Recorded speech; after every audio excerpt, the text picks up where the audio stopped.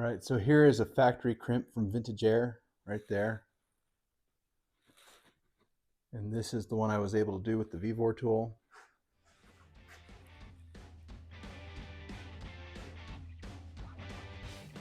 Hey folks, Casey here, and welcome back to the channel. This week, we're working on the Roadster Shop Bullitt Mustang build for my buddy Lou. I've been making a lot of headway on this project, even though videos have been few and far between.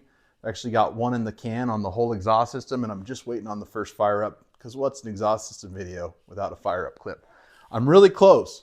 One of the things I've kind of been putting off is AC lines for the Vintage Air AC system. When Lou ordered the AC system, Vintage Air has a couple of options. One comes with complete lines ready to install for a stock application only, and the other one comes with custom lines, and you got to put the fittings on them yourself. Back in the day, it was relatively easy to find a shop that would crimp your AC lines for you. These days, that's a little bit harder. People don't really want to hassle with that kind of job. So you have to buy an AC line compressor if it's not the type of work you do every day.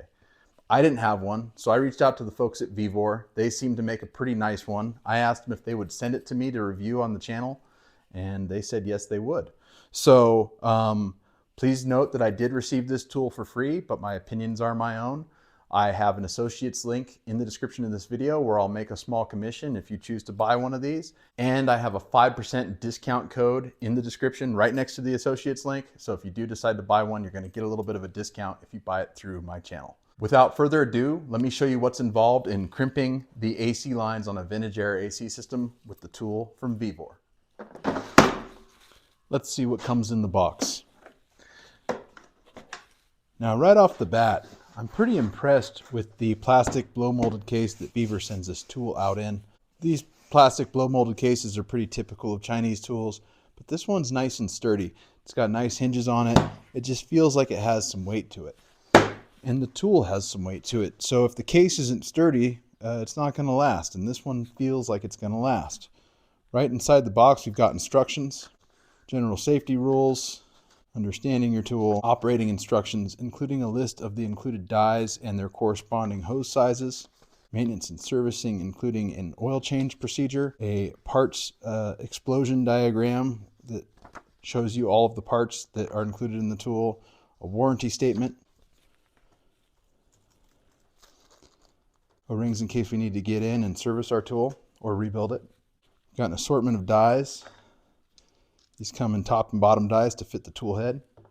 The die assortment that comes with this tool is pretty impressive.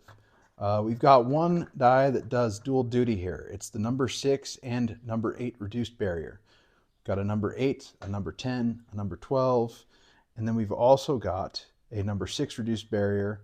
Of course, we had the number 8 reduced barrier here, number 10 reduced barrier, and number 12 reduced barrier. So this kit with the included dies here will do number 6, 8, 10, and 12 standard or reduced barrier. And then we've got the tool itself. So the hydraulic attachment swivels. Got a nice thumb wheel for locking hydraulic pressure in. Nice convenient hand pump. Good smooth action. The pin pulls, tool opens, dies go in, tool closes, pin gets reinserted, and Bob's your uncle. Okay, so I've got my condenser and my dryer mounted on the radiator support. I've got the hard lines plumbed through the radiator support. And in fact, I've already plumbed my high pressure line just because I wanted to test out how the tool worked before I try to do any of this on camera.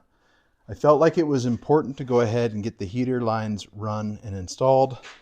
So you can see I've got some nice 3D printed clamps and a little hold piece that holds it onto the shock tower. I made a metal bracket to hold the heater diverter valve. And I've got some nice molded 90-degree hoses going into the evaporator box / Vintage Air piece underneath the dash. Now, coming out of the evaporator, the Vintage Air lines come with 90-degree fittings already on one side. So I've got them kind of looped up and routed through the firewall. You have to be careful of your hood hinge clearance and the hood hinge spring clearance here on the side. They route up along the recess in the firewall across the export brace. I've got the 2 lines held in place now with some comically large zip ties. That's just temporary. And here we are on the compressor suction line. As you can see, I've kind of pushed all of the slack that I can get out of this and marked where the end of that fitting is.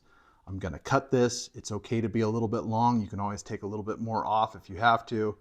And then I'm gonna mark the top of my fitting. Clocking the fittings on this line is extremely important because this line does not like to twist. This was just an extra fitting I had that I practiced on. I use a plumbing cutter to cut this stuff. It seems to work pretty good. Show you guys how that works.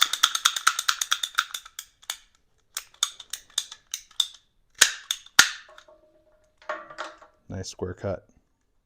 Once your hose is cut, I like to come in here and I like to just make a very inconspicuous witness mark. The clocking on these lines is very important. All right, once we get our line to be crimped, removed from the vehicle, we get our tool, we pull the pin and open it up. This is a number 10 line, so we're going to select the number 10 dies. Dies are color coded and clearly marked. They enter into the tool like so. Got a pin that locates on the bottom, and then 2 pins that kind of fall into place in the middle, like so. And then into the top jaw is the same process. Go ahead and close our tool back down, reinsert our pin, and we're ready to crimp a line. It is easiest to feed the fitting through and insert the line separately. You need to make sure that whatever reference marks you've made line up, and you need to make sure that the fitting is centered in the dies, centered this way. So you want to have an equidistance top and bottom. Once the dies are centered, make sure your thumb wheel is closed. And then you can start applying pressure. As you apply pressure, it's important to look and make sure that nothing is moving, that your die is still centered, and that your witness mark has not moved. And then we can apply a little bit more pressure. Now, I have personally found with this tool that it works best if you crimp a little bit, then you release the crimp and you rotate your dies, and then you crimp some more. And essentially what I do is I release and recrimp 6 times, once on each flat. I go a little bit further with my crimp each time,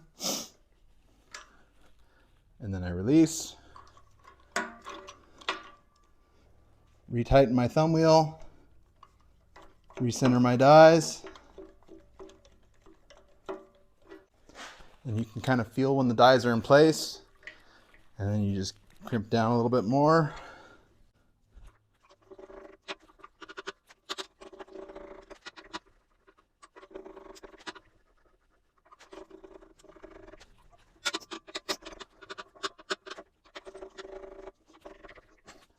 And then you know that you're done when the die edges are all just about touching all the way around evenly.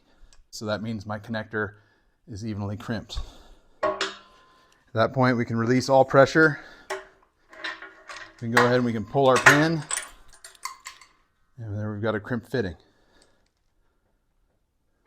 And it's a nice result. All right, so we'll bring you in for one last look here.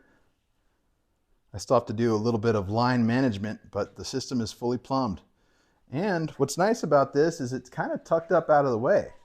It doesn't really detract from this beautiful Blueprint Engines 347 stroker that is in this car. I'm pretty impressed.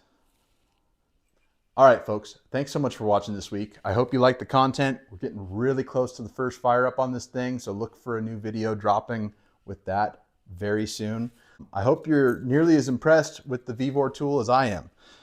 This tool is quite a bit less expensive than the one Vintage Air sells, and I have my suspicions that the tool Vintage Air sells probably comes out of the same factory. So save yourself some money, go with this. It does a nice job. I'm impressed with the quality. Anyway, don't forget, I have an associates link in the video description as well as a 5% discount code. Thank you so much for watching, and we'll see you on the next one. All right, bye.